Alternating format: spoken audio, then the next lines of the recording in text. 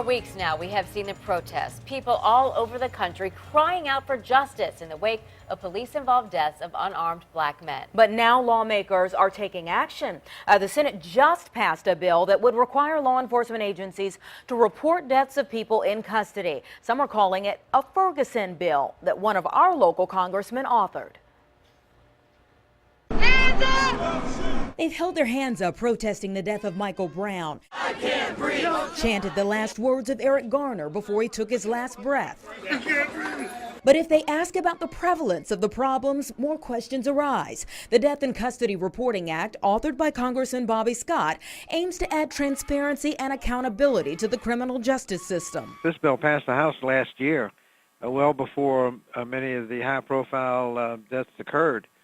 But it's certainly timely now, because when people are having discussion about people being killed in the process of arrest, nobody knows what the facts are. The legislation goes one step further than just requiring law enforcement agencies to report deaths of people in prison or in the process of arrest. The Justice Department is instructed to study it to see what they can do to reduce the chances that people will die in custody.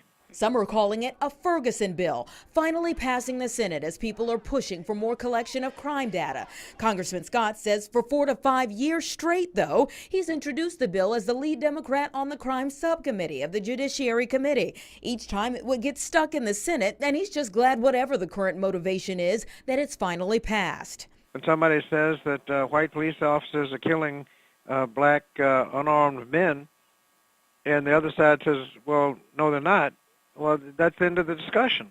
Let's at least start off with a basis of facts, whether or not it's happening, how often it's happening. The Norfolk Pastors Coalition says it's happening too often. Reverend Anthony Page of the First Baptist Church Lambert Point said, "This is valuable. I commend the congressman. It's a part, but certainly not the total solution. It's certain we have a problem, and we know monitoring is essential." He went on to say that his major concern is making sure there are no deaths in custody. He said accountability is needed, and he's hoping their forum with Norfolk Police Chief, who's going to be present tomorrow, will address whether there needs to be better recruitment on police forces, more sensitivity training, or education, among other things. It starts at 7 p.m. at the New Calvary Baptist Church.